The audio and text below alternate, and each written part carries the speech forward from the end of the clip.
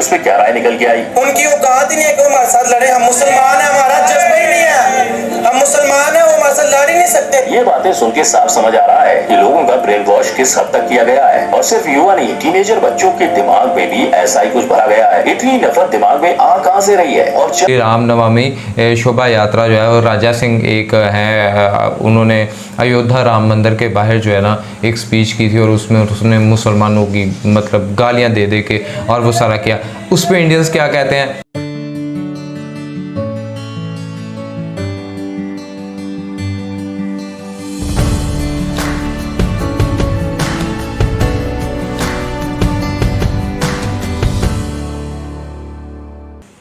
अस्सलामुअलैकुम, नमस्ते, सत श्री अकाल, वेलकम टू यूट्यूब चैनल से मेरा रिएक्शन। It's me your host Waseem मेरे साथ है मैं राना से। खतीजा ने मुझे कहा था मैंने तुम्हें बोलने नहीं देना वीडियोस में तो अब पता नहीं क्या मतलब बोल लूँ। अच्छा चलो ठीक है भाई, बोलो, पूछ लेना, बेहतर है ना। बाद में वीडियो के अंदर जो है सब बताओ हाँ ये बातें जोर जोर से स्कीमें बता दे, जोर जोर से स्कीमें बता दे। अच्छा जी, बात हम करने जा रहे हैं जी कि पाकिस्तानी जो स्कूल हैं वहाँ पे बच्चों को इंडिया के रिलेटेड क्या पढ़ाया जाता है, मतलब इंडिया की इमेज पाकिस्तान के स्कूल्स में क्या पोर्ट्रे की जा रही है। और कहीं ना कहीं मैंने जिस तरह पहले कहा कि भाई इस चैनल को लाजमी सब्सक्राइब करो, यहाँ पे हमारी इंस्टाग्राम आईडीज़ वगैरह जो है ना वहाँ पे आपने ये सारा कंसेप्ट देना है कि यार पाकिस्तान और इंडिया बेहतर किस तरह से हो सकते हैं। और अगर आप ये चलें इस पर फिर बात करते हैं, लेकिन अभी एक वीडियो देखते हैं और देखते हैं जी कि पाकिस्तानी स्कूल्स के अंदर जो है इंडिया के हवाले से क्या पढ़ाया जाता है। तो वीडियो का लिंक जो है वो भी डिस्क्रिप्शन में मिल जाएगा, लेकिन साथ साथ अगर आपने हमारा चैनल सब्सक्राइब नहीं किया तो मस्त सब्सक्राइब हमारे चैनल और बेल आइकन को लाजमी प्रेस कर दें। कर दें।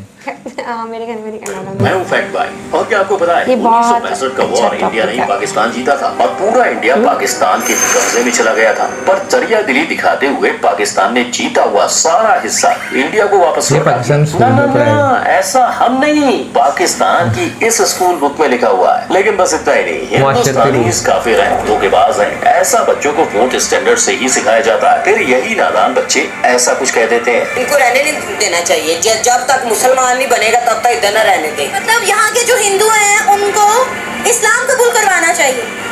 और यही दुश्मनी बड़े होते हैं तो उनमें कुछ इस प्रकार की नफरत सुनाई देती है। उनकी औकात ही नहीं है कि वो हमारे साथ लड़े। हम मुसलमान हैं, हमारा मुसलमान है, वो हमारे साथ लड़ ही नहीं सकते। लेकिन क्या आप जानते हो इन सारी नफरतों का जन्मदाता है एक अकेला इंसान। अगर वो ना होता तो शायद आज इंडिया पाकिस्तान एक होता। Number 1 culture.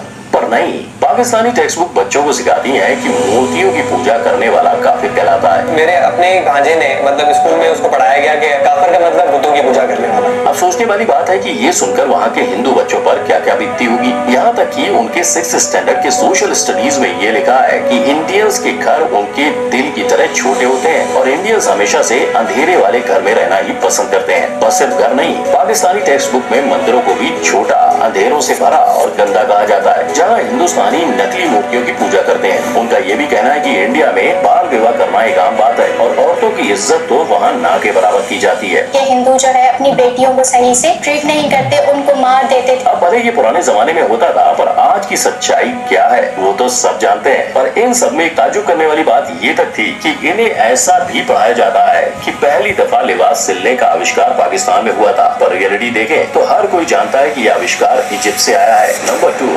Geography. 8th standard के बच्चों की बुक्स में तो इंडियंस को ही धोखेबाज कहा जा रहा है। मतलब ये था कि किसी न किसी तरह अंग्रेज की गुलामी से निजात मिले, लेकिन हस्बे आदत हिंदुओं ने मुसलमानों के साथ हर जगह धोखा किया। दरअसल उनका कहना है कि जब ब्रिटिशर्स इंडिया में राज कर रहे थे तब उन्हें भगाने में मुसलमानों ने हिंदुओं का साथ दिया था, पर उसके बदले में पार्टीशन के रूप में हमें सिर्फ धोखा मिला। लेकिन अगर एक्चुअल हिस्ट्री की बात करें तो बंटवारे से पहले 1906 को ढाका में एक मुस्लिम लीग बनाई गई, जिसकी हार 1937 के चुनाव में कांग्रेस पार्टी द्वारा हुई। फिर कांग्रेस ने आम जनता को साथ लेके चलना शुरू किया, पर इस वजह से यूपी, बंगाल और पंजाब के मुस्लिम जमींदारों को खतरा महसूस होने लगा। उन्हें लग रहा था कि ऐसे ही चलता रहा तो कांग्रेस पार्टी आम लोगों को बढ़ावा देगी और हमारा रुतबा कम हो जाएगा, हमारी जमीन जायदाद सब में बांट दी जाएगी। और इसी वजह से अपने रुतबे को बचाने के लिए उन्होंने इंडिया पाकिस्तान पार्टीशन की नींव रखी।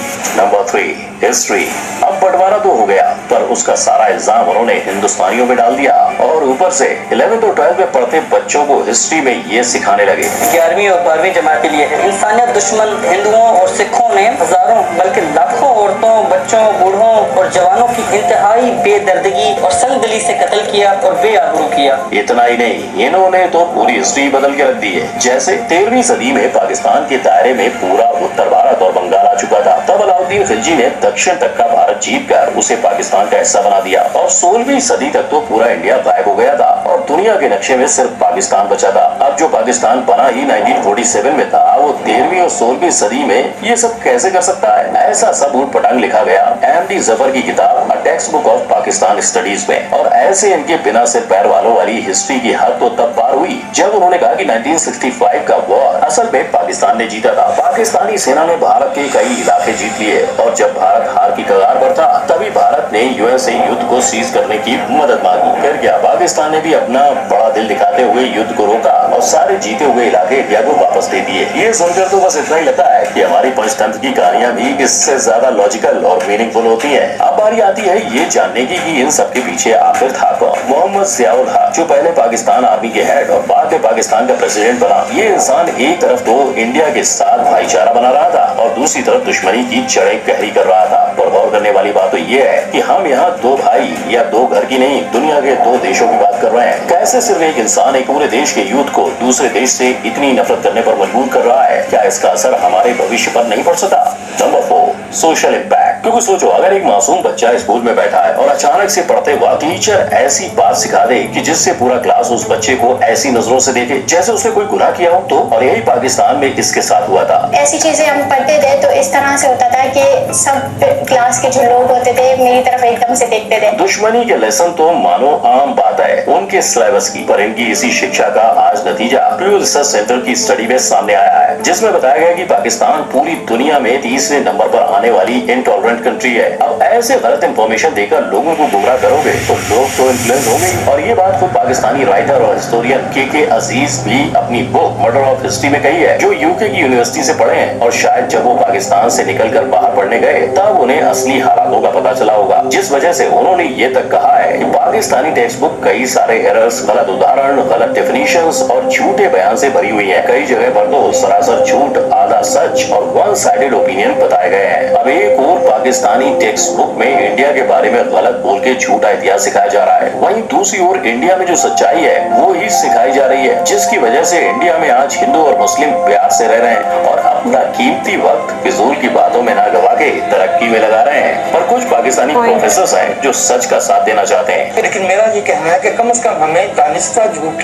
जो पैदा किए गए हैं उन्हें निकाल देना चाहिए। वो जानते हैं कि उनके स्टूडेंट्स की मेंटेलिटी पर क्या असर हो रहा है। Number 5, opinions. ये सब आप भी देख सकते हो कि कैसे जब एक रिपोर्टर ने युवाओं से इंडिया के बारे में सवाल किए तो उनकी उसमें क्या राय निकल के आई। उनकी औकात ही नहीं है कि वो हमारे साथ लड़े। हम मुसलमान हैं, हमारा जज्बा ही नहीं है। हम मुसलमान हैं, वो हमारे साथ लड़ ही नहीं सकते। ये बातें सुन के साफ समझ आ रहा है कि लोगों का ब्रेन वॉश किस हद तक किया गया है। और सिर्फ युवा नहीं, टीनेजर बच्चों के दिमाग में भी ऐसा ही कुछ भरा गया है। इतनी नफरत दिमाग में आ कहां से रही है? और जब उन्हें पूछा गया कि असल में कौन करता है लड़ाई, तो बच्चों ने कहा इंडिया वाले करते हैं ज्यादातर। और शायद ये सिर्फ पाकिस्तानी एजुकेशन ही नहीं, मीडिया इन्फ्लुएंस का भी असर है, क्योंकि इसी असर के चलते बच्चों के मन में बदले की भावना तक जाग गई है। हाँ, वो उनके बदला लेंगे, उधर से उनका बदला लेंगे। अब सोचने वाली बात है कि ये टीनेजर्स आगे जाके पाकिस्तान का भविष्य बनेंगे और यही बच्चे आज इंडिया को एक देश तक मानने से इनकार कर रहे हैं। इंडिया कैसा मुल्क है? कोई मुल्क नहीं है। तो आपको क्या लग रहा है कि पाकिस्तान का फ्यूचर सही आता क्या जा वो रहा मल्ला है? कोई बारे में सुनते ही पहली चीज माइंड में क्या? वो हमारा सबसे बड़ा दुश्मन है, पाकिस्तान का सबसे बड़ा दुश्मन है और क्या नाम है, हमेशा हमारे से हारता रहा है और नफरत फैलाता है। हमारे वहाँ पे मुसलमान बहन भाई हैं, वहाँ पे जुल्म करते हैं उनपे। लेकिन पाकिस्तान में अभी भी कुछ प्रतिशत जर्नलिस्ट हैं जो लॉजिक का साथ देते हुए नजर आते हैं। एक को तो मार वो दिया। हिस्ट्री जिसको बावजूद मर्डर किया गया, वो हिस्ट्री जिसको बावजूद डिस्टॉर्ट किया गया या रोमांटिसाइज किया गया। जिनके साथ साथ पाकिस्तान के फेमस मैगजीन डॉन ने एक रिपोर्ट तैयार की थी, जिसमें उन्होंने 100 से ज्यादा टेक्स्ट बुक को छाना और स्कूल्स में जाकर स्टूडेंट और टीचर्स से मशवरे किए, जिसके साथ साथ वो कई मदरसों तक में इसकी जांच करने चले गए और इसमें उन्हें पता चला कि पाकिस्तानी टेक्स्ट बुक में बाकी दुनिया के बढ़ते वजूद से इस्लाम को खतरे की बात हो रही है। पर ये सारी बातें जो टेक्स्ट बुक में छाप रहे हैं वो बेबुनियादी है। अब क्या लगता है भाई लोग, ऐसा करने का कारण क्या हो सकता है? बस पॉलिटिक्स। Number 6, conclusion. और इसी पॉलिटिकल एजेंडा को पूरा करने के लिए भले ही पाकिस्तानी पॉलिटिशियंस ने एजुकेशन सिस्टम में इंडिया के लिए नफरत के बीज बोए थे, लेकिन आज उन्हीं बीजों से बना हुआ पेड़ का नतीजा पाकिस्तानी युवाओं को ही भुगतना पड़ेगा। ऐसी सोच उनकी तरक्की के बीच तो आ ही रही है, लेकिन अगर इन बच्चों को बाहर किसी देश में कुछ कर दिखाने की अपॉर्चुनिटी मिली तो वो उधर इसी गलत नॉलेज के साथ जाएंगे। तो आज फैक्ट भाई ने आपको बताया कि सरहद के उस पार बच्चों को हिस्ट्री बुक में कैसे बेझिझक झूठ परोसा जा रहा है, और उसकी वजह से बच्चों और युवाओं पर हुआ असर देख लगता नहीं कि आने वाले दिनों में भी इंडिया पाकिस्तान के बीच की दुश्मनी कभी खत्म होगी। पर फैक्ट भाई यही आशा करता है कि हर एक इंसान दूसरे इंसान को इंसानियत की नजर से देखे, क्योंकि हिंदू मुस्लिम सिख ईसाई हम सब हैं भाई भाई। और इसी के साथ अगर आपको देखना है कि पाकिस्तानी लोग इंडियंस के बारे में क्या सोचते हैं तो आई बटन पर क्लिक करो। वीडियो पसंद आया तो लाइक शेयर और कमेंट करें और चैनल को सब्सक्राइब करना ना भूलें। जय हिंद। क्या कहती हैं खदीजा? ये टॉपिक ना बहुत अरसे से मेरे दिमाग में था कि यार इस पर कोई बात क्यों नहीं होती। और वाकई मुझे लगता है कि अगर सोशल मीडिया ना हो तो शायद, या यूट्यूब ना हो तो हम तो बहुत सी चीज़ों से हाँ पता ही नहीं लगे कि हुआ क्या था। मतलब बिल्कुल डिफरेंट है, ये बात है। बट हाँ, इसमें ना कुछ बातें बिल्कुल ऐसी की हैं जो नहीं है, आई थिंक इतनी भी नहीं है कि ये वाली कि पाकिस्तान ने सारा इंडिया ले लिया था, फिर इंडिया वापस कर दिया था। हाँ, ये वाली मैं एक बात बताऊँ खदीजा, चलो फिर कहता हूँ, दो बता देता हूँ। बात में आपको ये है कि देखो, पहले नंबर पे ये कि इस बात पे तो कोई शक नहीं है कि हिस्ट्री जो है वो मैनिपुलेट हमेशा से होती आई है, और वो अभी भी कहीं ना कहीं हो रही है। और पाकिस्तान के जो एजुकेशन सिस्टम है उसके अंदर ये चीज़ें चलती आ रही हैं और वो सारा कुछ है। और इसके बरक्स जो फैक्ट्स एंड फिगर्स हैं वो अभी इस एज में आज से शायद कुछ साल पहले जो है हम भी प्रॉपरली जो कहीं ना कहीं जो मैनिपुलेटेड का बेहतर लफ्ज़ आप लगा लो कि जो कम मैनिपुलेटेड हिस्ट्री है उसको अभी तक हम आके जान पाए हैं। एक काफ़ी अरसे के बाद, एक काफ़ी एक्सपोजर के बाद जाके हमें आइडिया हुआ कि पाकिस्तान और इंडिया में क्या क्या क्लैशेस चलते आए और ये सारी चीज़ें पता लगी। ख़ास उसमें कश्मीर के अंदर ऑपरेशन जिब्राल्टर का जिक्र हो, ऑपरेशन जिब्राल्टर के बाद फिर 1965 और वो वॉर, और फिर 1949 में जो ये सारे मामला हुए, ये सारे एक ख़ास अरसे के बाद हमें भी आइडिया होना शुरू हो गया कि एक्चुअल में था क्या।